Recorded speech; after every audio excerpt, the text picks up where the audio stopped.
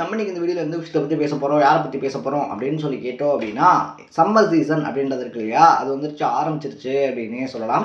ஒரு பக்கத்தில் பார்த்தோம் அப்படின்னா குளிச்சு முடிச்சுட்டு வெளியே வர்றதுக்குள்ளே வேர்க்கக்கூடிய அளவுக்கு வெயில் அப்படின்றது வாட்டி வதச்சிக்கிட்டு இருக்கு. சரி, ஓகே, லீவு தான் விட்டாச்சு, எல்லாருமே பார்த்தோம் அப்படின்னா ஊட்டி, கொடைக்கானல் அந்த மாதிரி ஹில் ஸ்டேஷனுக்கு போயிட்டு கொஞ்சம் சில் பண்ணிட்டு வரலாம் அப்படின்னு சொல்லி நினச்சிக்கிட்டு இருக்கோம்னா தான் தமிழ்நாடு கவர்மெண்ட் சார்பில் வந்து ஒரு அரசாணை அப்படின்றத வந்து வெளியிடுறாங்க.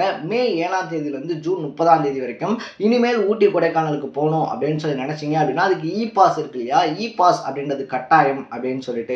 ஸோ இ பாஸ் கட்டாயம் அப்படின்னு சொல்லி தமிழ்நாடு கவர்மெண்ட் அனௌன்ஸ் பண்ணதுக்கு அகைன்ஸ்டா பார்த்தோம் அப்படின்னா கொடைக்கானல், ஊட்டியில் இருக்கக்கூடியவங்க இருக்காங்க இல்லையா, அங்க இருக்கக்கூடிய ஹோட்டல் நிறுவனங்களா இருந்தாலும் சரி, அங்க இருக்கக்கூடிய சிறு குறு வியாபாரிகளா இருந்தாலும் சரி, அவங்க எல்லாருமே அதுக்கு அகைன்ஸ்டா ஒரு ஸ்டாண்ட் அப்படின்றத எடுக்கிறாங்க. ஏன்னா சீசன் டைம்ல மட்டும்தான் பார்த்தோம் அப்படின்னா நாங்கள் சம்பாதிக்க முடியும். அப்படி அந்த சீசன் டைம் அப்படின்றத சம்பாதிக்கிறத வச்சு தான் அந்த வருஷம் அப்படின்றதையே ஓட்டுவோம். ஸோ இப்படி திடுதுப்புன்னு பார்த்தோம் அப்படின்னா நீங்கள் ஒரு ரூல்ஸ் அண்ட் ரெகுலேஷன்ஸ் அப்படின்றத கொண்டு வரது எங்களுக்கு ரொம்ப பெரிய பாதிப்பை ஏற்படுத்தும் அப்படின்னு அவங்க தரப்புல இருந்து சொல்றாங்க.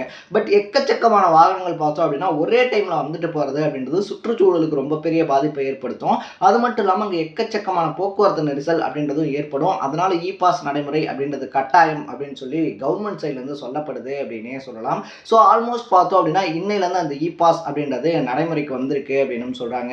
ஸோ எதனால இந்த இ பாஸ், இந்த இ பாஸ்னால யாருக்கு லாபம், யாருக்கு வந்துட்டு நஷ்டம் அப்படின்ற மாதிரி பல விஷயங்களை தான் இந்த வீடியோவில் பேச போகிறோம். அதுக்கு முன்னாடி நம்ம சேனலுக்கு நீங்கள் புதுசாக வந்திருந்தீங்க அப்படின்னா இதே மாதிரி அப்பப்போ அப்டேட்டாக போயிட்டுக்கூடிய விஷயங்கள் இருக்கு இல்லையா, அது கரண்ட் அஃபேர்ஸாக இருந்தாலும் சரி, பாலிடிக்ஸாக இருந்தாலும் சரி, ஸ்போர்ட்ஸாக இருந்தாலும் சரி, இதே மாதிரி அப்பப்போ அப்டேட்டாக போயிட்டுக்கூடிய விஷயங்களை நீங்கள் தொடர்ந்து தெரிஞ்சுக்கணும் அப்படின்னு ஆசைப்பட்டீங்கன்னா மறக்காம சேனலை சப்ஸ்கிரைப் பண்ணிக்கோங்க. ஸோ ஃபர்ஸ்ட் ஆஃப் ஆல் சர்வசாதாரணமாக சாதாரண நாள்லேயே பார்த்தோம் அப்படின்னா ஊட்டி, கொடைக்கானல் இருக்கு இல்லையா, அங்கே ஒரு நாளைக்கு 1300 1500 வேன்ஸ் வரைக்கும் பார்த்தோம் அப்படின்னா டூரிஸ்டாக மட்டும் வந்துட்டு போகிறாங்க அப்படின்னு சொல்லப்படுது. ஸோ இதுவே சீசன் டைம் வீக்கெண்ட்ஸ் இருக்கு இல்லையா, சாட்டர்டே சண்டேயாக இருந்தாலும் சரி, இல்லைனா அந்த சம்மர் சீசன் ஆரம்பிச்சிருச்சு அப்படின்னா வெயிலுடைய தாக்கம் அப்படின்றது அதிகமாக இருக்கும். அப்படின்ற காரணத்தினாலேயே கிட்டத்தட்ட 20,000 வாகனங்களுக்கு மேலே ஒரு நாளைக்கு வந்துட்டு போகுது. இதனால அங்கே இருக்கக்கூடிய சுற்றுச்சூழல் இருக்கு இல்லையா, அது ரொம்ப பெரிய அளவில் பாதிக்கப்படுது. அது மட்டும் இல்லாமல் இந்த மாதிரியான சம்மர் சீசன் டைம்ஸில் பார்த்தோம் அப்படின்னா ஒரு இடத்துல இருந்து இன்னொரு இடத்துக்கு போகிறதுக்கான அந்த போக்குவரத்து நேரம் இருக்கு இல்லையா, இதுவும் வந்துட்டு ரொம்ப பெரிய பாதிப்பு அப்படின்றத ஏற்படுத்துது. அதனால கொரோனா டைமில் எப்படி இந்த இ பாஸ் அப்படின்ற நடைமுறை வந்துட்டு இருந்துச்சோ அதே மாதிரி பார்த்தோம் அப்படின்னா மறுபடியும் கொண்டு வரணும் அப்படின்னு சொல்லிட்டு பசுமை தீர்ப்பாயம், சுற்றுச்சூழல் இருக்காங்க இல்லையா, சுற்றுச்சூழல் ஆர்வலர்கள் சார்பில் உச்சநீதிமன்றத்தில் ஒரு கேஸ் அப்படின்றத வந்துட்டு போடுறாங்க. ஸோ இதை வந்துட்டு பார்த்தோம் அப்படின்னா அவங்களும் எடுத்து விசாரிக்கிறாங்க. விசாரிச்சதுக்கு அப்புறமா என்ன சொல்றாங்க அப்படின்னா இதில் கொடுக்கக்கூடிய தகவல்கள் அப்படின்றதெல்லாம் கரெக்டாக தான் இருக்கு. ஒரே நேரத்தில் 20,000 மேன்ஸ் அப்படின்றது வந்துட்டு போறது அப்படின்றது ஒன்றும் சாதாரண விஷயம் கிடையாது. அது சுற்றுச்சூழலுக்கு எந்த அளவுக்கு ஒரு பாதிப்பு அப்படின்றத ஏற்படுத்தும் அப்படின்றதையும் நம்ம கவனத்தில் வைக்கணும் அப்படின்னு சொல்லிட்டு இ பாஸ் அந்த நடைமுறை இருக்கு இல்லையா, அதுக்கு வந்து பார்த்தோம் அப்படின்னா தமிழ்நாடு அரசாங்கமாக இருந்தாலும் சரி, உயர்நீதிமன்றமாக இருந்தாலும் சரி அனுமதி அப்படின்றது கொடுக்குறாங்க அப்படின்னே சொல்லலாம். ஸோ இதனால் பார்த்தோம் அப்படின்னா சுற்றுலா பயணிகள் இருக்காங்க இல்லையா, அவங்க கிட்ட ஒரு குழப்பம் அப்படின்றது ஏற்படுது. அது மட்டும் இல்லாமல் நீலகிரியில் இருக்கக்கூடிய மக்கள், அங்கே கொடைக்கானல் இருக்கக்கூடிய மக்களுக்கே பார்த்தோம் அப்படின்னா ஒரு குழப்பம் அப்படின்றது ஏற்படுது. என்னடா நம்ம உள்ளூரில் இருக்கோம், வெளியே போயிட்டு வந்துக்கிட்டு இருக்கோம், நம்ம என்ன இ பாஸ் வாங்குறது, எப்படி பண்ணுறது அப்படின்னு சொல்லிட்டு அது எல்லாத்துக்குமே கவர்மெண்ட் ஒரு தெளிவான விளக்கம் அப்படின்றத கொடுத்துருக்காங்க அப்படின்னே சொல்லலாம். அதுக்கு பார்த்தோம் அப்படின்னா ஒரு வெப்சைட் மாதிரி ஓப்பன் பண்ணி தமிழ்நாடு கவர்மெண்ட் சார்பில் வந்து பார்த்தோம் அப்படின்னா எந்த வெப்சைட்ல போய் நம்ம பண்ணணும், அந்த முன்பதிவு இருக்கு இல்லையா, இ பாஸ்க்கு என்னென்ன பண்ணணும் அப்படின்னு சொல்லிட்டு ஒரு வெப்சைட் மாதிரி உருவாக்கியிருக்காங்க. அந்த வெப்சைட்குள்ள நீங்க போகும்போதே பார்த்தோம் அப்படின்னா நீங்க இங்க இருக்கக்கூடியவங்களா இல்லை வெளிநாட்டில் இருக்கக்கூடியவங்களா, இப்போ நீங்க வேற டிஸ்ட்ரிக்ட்ல இருக்கக்கூடியவங்க, வேற ஸ்டேட்ல இருக்கக்கூடியவங்க அப்படின்னா அதுக்கு ஒரு ஆப்ஷன் அப்படின்றது காமிக்குது. அதே மாதிரி நீங்க வேற நாட்டில இருந்து வரணும் அப்படின்னு சொல்லி ஆசைப்பட்டீங்க அப்படின்னா அதுக்கு வேற ஆப்ஷன் அப்படின்றதும் காமிக்குது. அதில் நீங்க உள்ள போயிட்டு டச் பண்ணி உள்ள போகும்போது பார்த்தோம் அப்படின்னா உங்களுக்குன்னு சொல்லிட்டு உங்களுடைய ஃபோன் நம்பர் டீட்டெயில்ஸ் இதெல்லாம் கேட்கும். அதெல்லாம் நீங்கள் கொடுக்கும்போது அது ஆட்டோமேட்டிக்காக பார்த்தோன்னா ஒர்க் ஆகக்கூடிய விதத்தில் தான் அந்த சாஃப்ட்வேர் இருக்குது. ஸோ நீங்கள் உங்களுடைய ஃபோன் நம்பர் கொடுத்தாலே ஓடிபி வருது. ஓடிபிக்கு அப்புறமா என்ன வாகனத்தில் வரீங்க, அந்த வாகனத்துக்கு வந்துட்டு எரிபொருள் என்னவா இருக்குது, பெட்ரோலா, டீசலா, இல்லை எலக்ட்ரிக் காரா, அதை தாண்டி எத்தனை பேர் போக போகிறீங்க, எத்தனை நாள் ட்ரிப்பு, நீங்கள் இன்கேஸ் அங்கே ஹோட்டல் எடுத்து ஸ்டே பண்ணணும் அப்படின்னு சொல்லி பிளானில் போனீங்க அப்படின்னா அந்த ஹோட்டலோட பேர் என்ன அப்படின்ற மாதிரி எல்லா டீட்டெயில்ஸுமே பார்த்தோம் அப்படின்னா கேட்குது அப்படின்னு சொல்கிறாங்க. ஸோ அதை நீங்கள் எல்லாமே ஃபில் பண்ணதுக்கப்புறமா உங்களுக்கு அந்த இ பாஸ் அப்படின்றது கொடுக்கப்படுது. இந்த இ பாஸ் பார்த்தோம் அப்படின்னா 3 நிறத்துல கொடுக்குறாங்க அப்படின்னு சொல்றாங்க. பச்சை, ஊதா, நீலம் அப்படின்னு சொல்லிட்டு 3 கலர்ஸ்ல கொடுக்குறாங்க.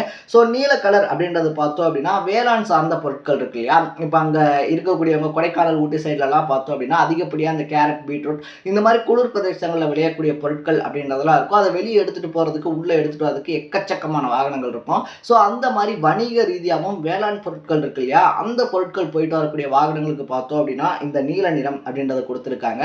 ஊதா கலரை பொறுத்த வரைக்குமே பார்த்தோம் அப்படின்னா இவங்க தான் வந்துட்டு இந்த சுற்றுலாவுக்கு போகிறவங்க, அதாவது டூரிஸ்ட் இருக்காங்க இல்லையா, ஸோ டூருக்கு வரவங்க எத்தனை நாள் அவங்க இங்கே ஸ்பெண்ட் பண்ணணும் அப்படின்றத பொறுத்து அதுக்கேற்ற மாதிரி பார்த்தோம் அப்படின்னா அவங்களுக்கு அந்த ஊதா கலரில் அந்த இ பாஸ் அப்படின்றது கொடுக்கப்படுது. பச்சை கலர் பார்த்தோம் அப்படின்னா உள்ளூர் மக்கள் இருக்காங்க இல்லையா, அவங்களுக்கு கொடுக்கப்படுது அப்படின்னே சொல்லலாம். ஸோ உள்ளூரில் இருக்கக்கூடிய மக்கள் பார்த்தோம் அப்படின்னா அவங்க நாங்கள் டெய்லி வெளியே போயிட்டு வரணுங்க, அப்போ என்ன பண்ணுறது அப்படின்னு சொல்லி கேட்கும்போது அந்தந்த பகுதியை சார்ந்த ஆர்டிஓ ஆஃபீஸர்ஸ் இருக்கும் இல்லையா, ஸோ கொடைக்கானல் இருக்குது அப்படின்னா கொடைக்கானலுக்கு ஒரு குறிப்பிட்ட ஆர்டிஓ ஆஃபீஸ் இருக்கும், ஊட்டி அப்படின்னா அதுக்கு ஒரு குறிப்பிட்ட ஆர்டிஓ ஆஃபீஸ் இருக்கும். அங்கே போயிட்டு நீங்கள் வெளி மாவட்டத்தினுடைய பதிவன் அப்படின்றத வச்சிருக்கீங்க அப்படின்னா, இன்கேஸ் நீங்கள் ஊட்டி கொடைக்கானலுடைய மாவட்டத்தினுடைய பதிவன் இருக்க வண்டியே வச்சிருந்தீங்கன்னா உங்களுக்கு இ பாஸ் அவசியம்லாம் கிடையாது.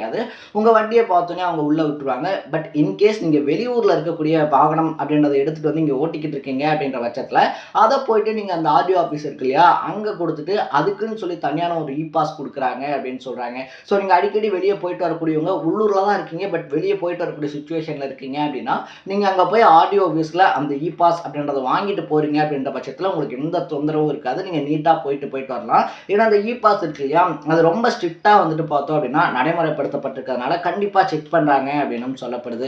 ஸோ இந்த 3 கலர்ல உங்களுக்கு என்ன கலர் அலாட் பண்ணப்படுதோ, நீங்க எத்தனை நாள் இருக்கீங்களோ அதுக்கேற்ற மாதிரி பார்த்தோம் அப்படின்னா உங்களுக்கு இந்த இ பாஸ் அப்படின்றது அலாட் பண்ணப்படும் அப்படின்னு சொல்றாங்க.